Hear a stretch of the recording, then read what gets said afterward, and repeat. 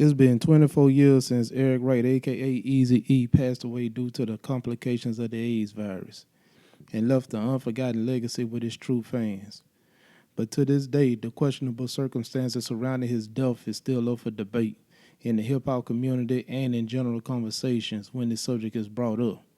But the focus of today's topic, I'll be discussing the sequence of events that unfolded during Eric's final days in the hospital, ranging from questionable decisions made regarding his illness to the battle of supremacy over his company, Ruthless Records. Now join me as I discuss what went on in Eric's final days leading up to his untimely demise.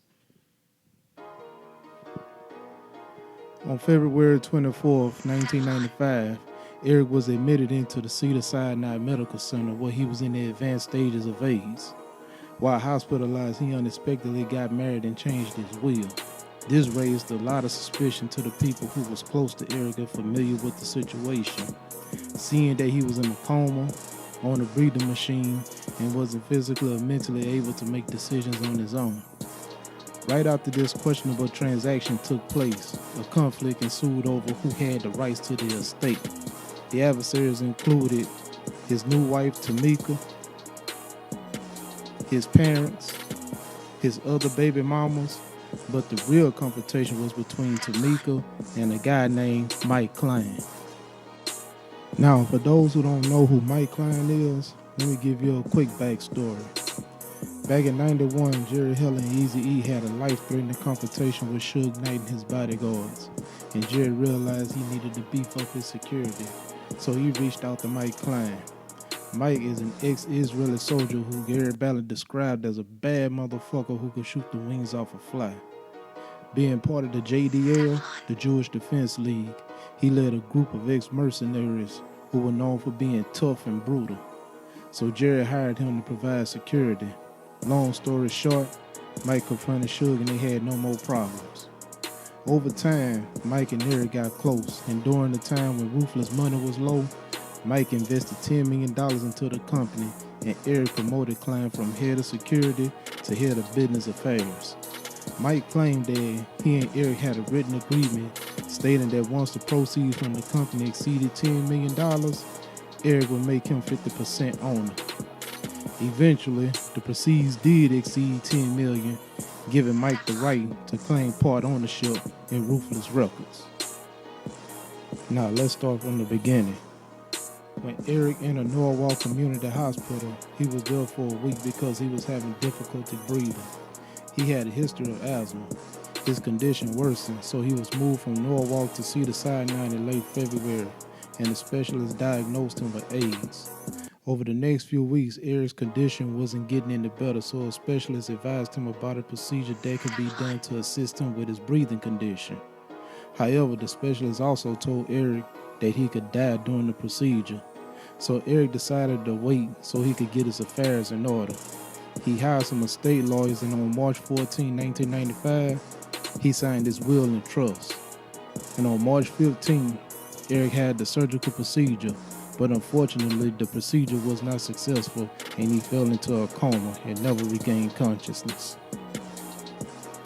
Enter Tamika Woods. Prior to Tamika meeting Eric, she was an upcoming executive at Motown Records. She met Eric and they started dating and had a child together.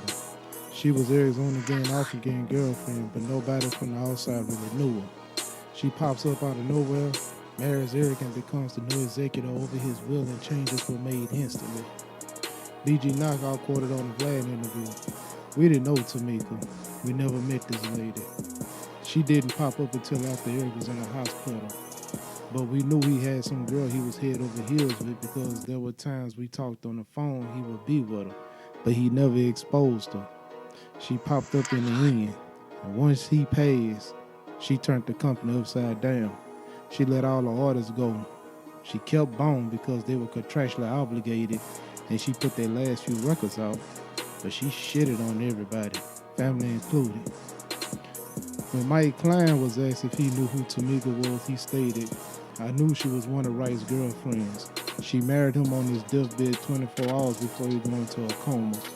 One representative quoted in a Vibe interview, "She saw lawyers carrying papers in and out of Wright's hospital room. She told him that she wanted to make a copy of the will and have her attorney to look it over. Sadly, I didn't get a chance to do it because it was signed on the spot. And another reason it was suspicious because while the lawyers was handling this business, Eric was heavily medicated. There was a lot of confusion going on at the hospital. BG Knocker also quoted, "I was there every day the first week.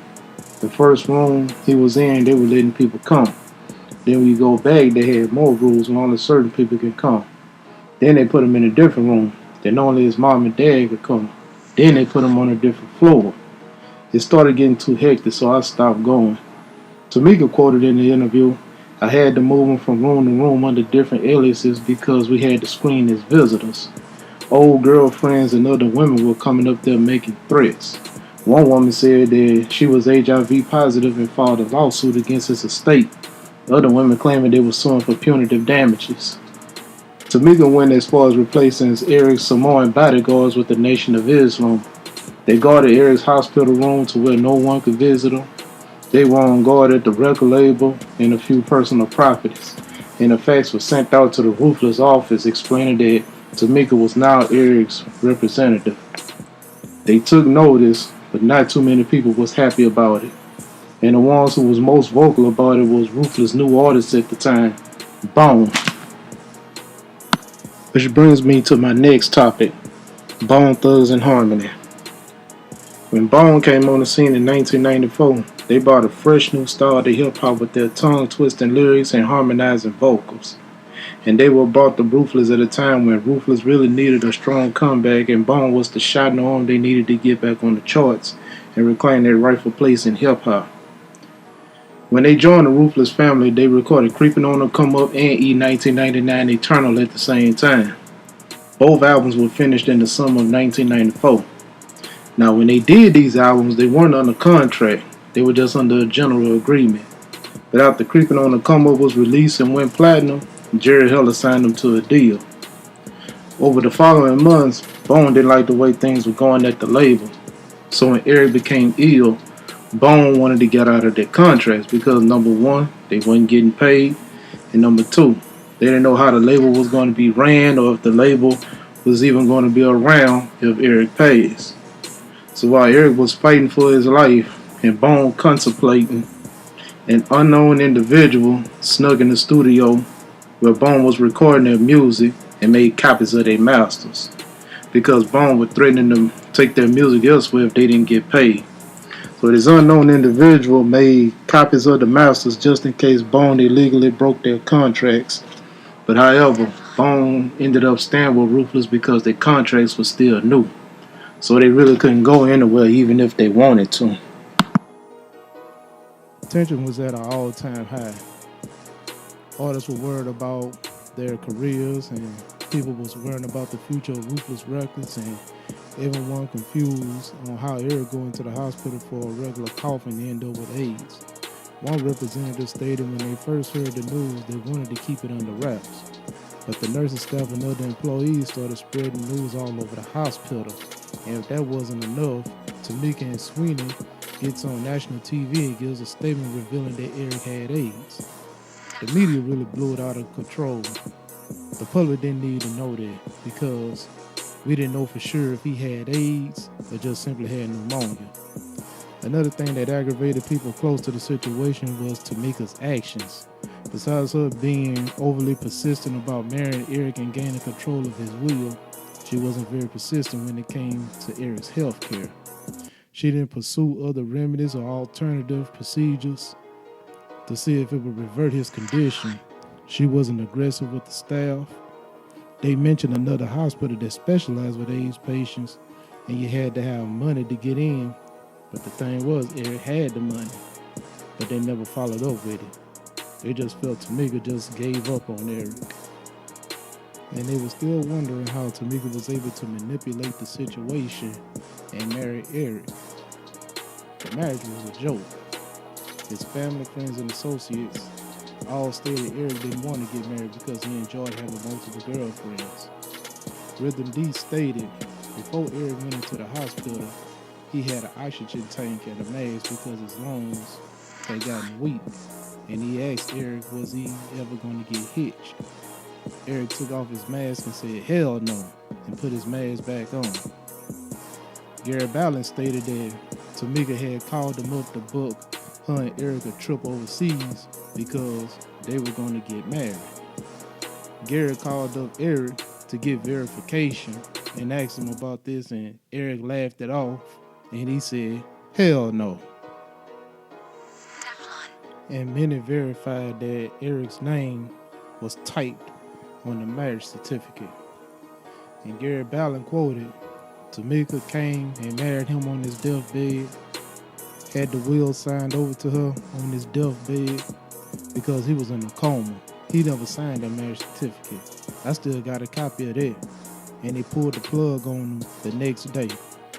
And just like that, on March 26, 1995, Eric Eazy E Wright was dead after 11,523 days of blessing this world with his presence. He was no longer a part of it. After Eric's passing, a lot of questions were brought up. While many believe Eric died from AIDS, those who were close to him don't feel that's what he died from, and they have legitimate claims to back up their theories. For instance, Big Man, who was Eric's childhood friend and bodyguard, stated, "What people don't know is because Eric had bronchitis, he would start coughing every year around November, December. This was like clockwork, so it was normal for us. So when I heard he got sick, that didn't make sense to me." BG Knockout, Dayz, and Eric's kids don't feel he died from AIDS. Lil Eazy and his daughter Remarkable has gone on record stating that their father didn't die from AIDS. And it was revealed that Eric's kids just got out of arbitration with Tamika and the truth almost came out.